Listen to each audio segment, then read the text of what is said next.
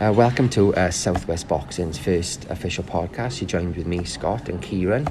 Ciaran, how are you? Yeah, great, thanks, Scott. How's yourself? Yeah, all good. So, exciting fight ahead. Canelo, Kovalev. A completely fascinating fight. I think one that sort of got the old boxing world talking, and well, the reason really why this is the first sort of fight that we are talking about. It was number one in our poll that we put out there when we told obviously our followers that we were going to be talking about certain topics. So, and I think is an obvious reason why this is number one. Definitely, I agree. I think it's a fight that's definitely captured the boxing world, and I think there's just so many different ways that this fight could go. So, you know, talking about that, what's your sort of thoughts and prediction on the fight itself, Scott?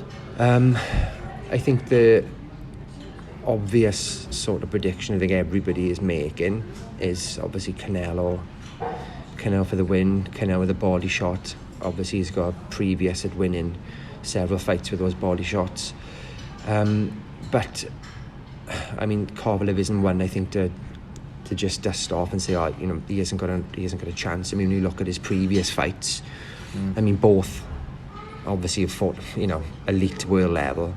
Kovalev obviously, when you look back at the last, you know, 7 sort of fights, you know, there are 3 losses, and then obviously the Ward 1 and Ward 2. You've got the Álvarez sort of loss. So I mean, he has sort of got 3 losses on his record, you know, and recently as well. I think it's more important. Obviously, some fighters have losses early on, but I mean, do you think that Canelo is taking this fight at the right time in Kovalev's career? Do you think, you know, sort of if we were talking about this fight going back maybe a few years ago, when sort of Kovalev was very much a feared man in the boxing world, wasn't he? Yeah. The thing with boxing is, I think everybody would admit, is timing's key. I think, like you said, would he have taken this fight 3 or 4 years ago? I don't think he would have. He was obviously, he's only 29, we forget that. I think, 3 or 4 years ago, he'd been 25. Would he have been able to make 175 when he was 24, 25? I don't think he would have. Yeah. But when you look back at his last, 5 fights, the middleweight and super mid, Julius Caesar Chavez Jr., Triple G1, Triple G2, Rocky Fielding, Danny Jacobs, and he's fighting Kovalev.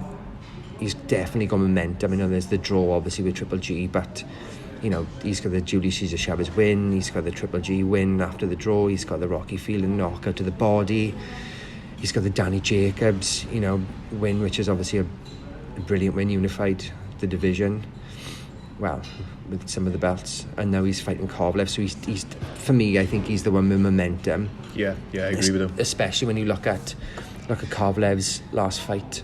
All right, Danny Jacobs, went the distance, but was Canelo rocked? And he wasn't. When you look at obviously Kovalev's last fight, fighting a novice in Anthony Yard. Looking at that fight, round 8 it was, I think, that sort of was a round that Yard sort of hurt Kovalev, or he definitely sort of shocked him a bit. Do you think that was sort of showing that Kovalev is sort of on the decline? Do you think that was... I was impressed. I got to say, I was impressed with the way he recovered after that 8th round, because I do genuinely believe that if there'd been an extra minute in that 8th round, that Yard could have possibly got a stoppage. But I think what was said, that's people have been talking about was the empty the tank. What was Anthony Yard was told to empty the tank. I just think that if somebody like Kovalev isn't going to be told to empty the tank, I think when you look at Yard and you look at that 8th round, obviously it was a fantastic round. He rocked him, definitely. Kovalev is in a world of trouble, but when you look at Yard in that 8th round, the punches, he almost fell out of the ring at one point because he was swinging. He was winning. There's no way you would see Canelo doing that. He'd pick his shots, I think, and the difference is Canelo has got people out there. He's got, That's what I was sort of thinking. I suppose a question I'm trying to put to you is that, like, if that was Canelo getting Kovalev in that position, get him into deep water, shall we say, do you think Canelo gets him out there? Canelo stops him, like you said, he's sort of smarter with the work that he would do. I think the difference would be if he wouldn't have got him out in the 8th, I think he would have got him out there in the 9th, because I think he would have had more in the tank. He wouldn't have emptied his tank. There wouldn't have been those missing shots that we all know missing shots take so much energy out of a fighter.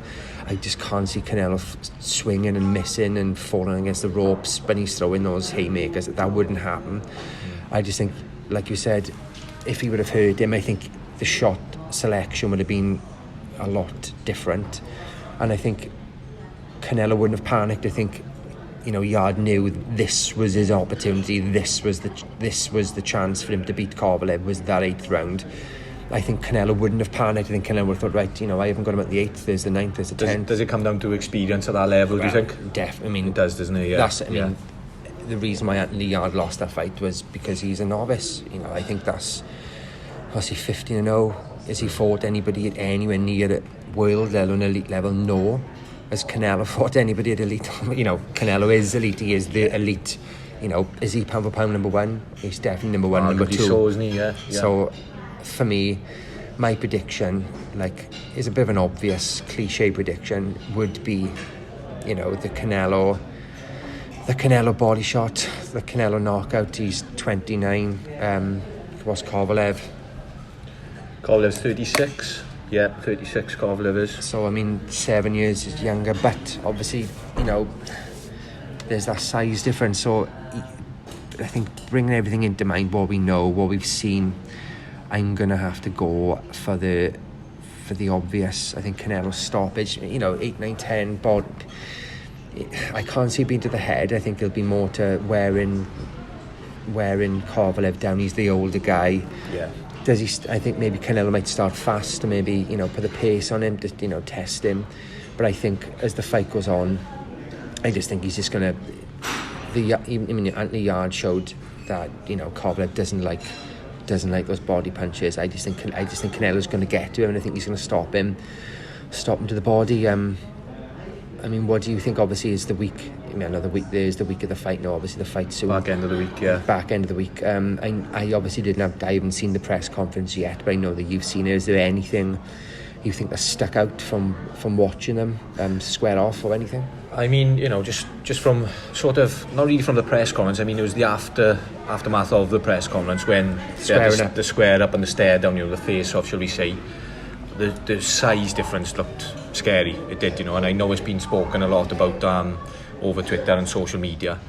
It did look scary, but we've got to mention that Canelo's sort of been there before with size difference. Rocky Fielding is the one we think of. All right, we're not comparing levels, because if we're talking and looking at what's Rocky Fielding's best, what is Rocky Fielding's best win? What do you say? Well, this is.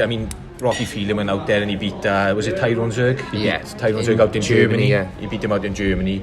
So he's obviously, he got that fight, and then he sort of set himself up with the Canelo fight. Then, Rocky Fielding, I think he's 6'3". Yeah, he's 6'3", and you're looking at Kovalev is 6 foot. Yeah. So all right, you're comparing sort of his levels, isn't it? The size, the size is sort of similar, but like you said, there's levels, and I just think that Canelo will have a game plan in place, and I think what we discussed with the obvious sort of outcome that a lot of people are predicting for the fight with a body shot. Yeah. I think that's something that Canelo's really going to look to exploit in the fight. Do you think that me and you, do you think the boxing sort of fraternity are forgetting how good Kovalev is? Do you think we're a bit too quick to denounce the fact that Kovalev could win this fight? I think so. I think in boxing it's easy as sort of fans and experts and things like this in boxing. I think it's easy sometimes to forget sort of what a fighter has done. If you look, you can see a fighter lose a fight, even lose 2 fights in a row, like he did with Andre Ward. Yeah. And then sometimes you can sort of forget, all right, well, we're talking about an elite level fighter now in Kovalev, who's sort of been at the top of boxing world for a long time, and he was very, very much a feared fighter in boxing, very much, So, I think it is the right time for Canelo to fight him. I do think it is the right time. But also, I think it's not a walk. This isn't a walk in the park. No, I mean, don't think it Canelo, has he come up against anybody? I mean, obviously, he's never obviously fought a light heavyweight before. Has he come up against anybody who says, yes, he's come up against Rocky Phelan, but has he come up against a boxer that's bigger than him? I mean, Kovalev's, I mean, looking at that Ward fight, and the Yard fight, sorry. I mean, look at the Yard fight, the jab. I mean, that Kovalev's jab is something else. Obviously, he controlled the whole fight with it, didn't he? Yeah, you know, that I mean, jab. it's easy to say, he can control the fight against Canelo with his jab. I'm not saying that he can, but I mean, Canelo's not going to have been hit with a jab, you know, down the pipe like that. I mean, he's going to get hit. It's not, you know, but you know, you don't go swim without getting wet. Canelo is going to hit Canelo. Sorry, he's going to hit Canelo. He's going to hit him with jabs. Yeah. Is he going to be able to? I mean, he's got a great chin. We've seen all get that against Triple G, but again, there was middleweight. Is he going to be able to suck up light head, you know, 175 jabs to his, you know, is he going to be able to do that? I don't know.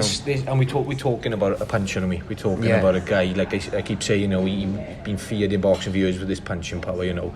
We are talking about a puncher, so I think that's going to be really interesting to see. But I mean, I think, you know, going back to the question you put to me, summing up my prediction and summing up what I think on the fight, I'm going to put my neck out there and I am going to say, I'm going to be honest, I'm going to have to agree with you. I'm going to say I fancy a Canelo win. Yeah. Sort of later on in the fight. I think Canelo will sort of grind him down. It'd be interesting to see if Kovalev does gas. Do you think it'll be a ref stop in the fight, or do you think he'll knock him down? Good question. Do you think will both fighters touch a canvas? I don't know. What about you? What do you think? Canelo's never been done before, has he? No, he hasn't. So it's pretty hard to envise him. But then, if he's going to go down, he's going to go down against the 175 fighter, isn't he? You would think. I mean, 147, well. 175 is a massive difference against a guy that can punch. He's taller, he's rangier. Yeah. He's got heavy hands. I don't know. I think movement is key. I think is, you know, as great as Kovalev's power is, Canelo's movement, I would say, is. I don't think Kovalev's had move, obviously apart from Andre Ward. Yeah. I mean, the movement I think is going to be key. I don't see either fighter going down personally. I think if Canelo wins by stoppage, I think the ref it'll be to the body. It'll be too much. Will the corner throw the towel and will the ref stop it? That's what I see. Personally, Scott, I disagree with you on that. But I think that if Canelo does get a stoppage with this body shot that we're talking about, I can see Kovalev going down. I can see I'm picturing in my mind now sort of Kovalev on one knee after one of these hurtful body shots from Canelo. Like the Ward sort of trying to suck air in sort of thing. Yeah. You know, I personally think, so that's a prediction, summing it up, that's a prediction I'm going to go with personally. I'm going to say Canelo, I'm not going to put my foot out too much and pick a round. I'm just going to say late in the fight, a Canelo stoppage with a body shot, and I think that will be it. Do you think there's a chance it could go 12? I don't see, you know. And if it does, what do you think? Does that change the prediction? Does it change the outcome? Do you think, does that go in Kovalev's favour, or does it go in Canelo's favour? What do you say? I think this depends on, like we've mentioned, you know, the start of this podcast. I mean, I think it mentions on how much Kovalev's got left in the tank. I mean, he definitely 100% gassed in that last fight. Yeah. Definitely gassed. His age will come into that, you know. Like we said, we looked at him, we said that Kovalev is 36, so that'll be a factor in it. He's had some tough fights in his career, no doubt about it. So, I mean, if we're talking about is this fight going to go 12, is he going to go the distance?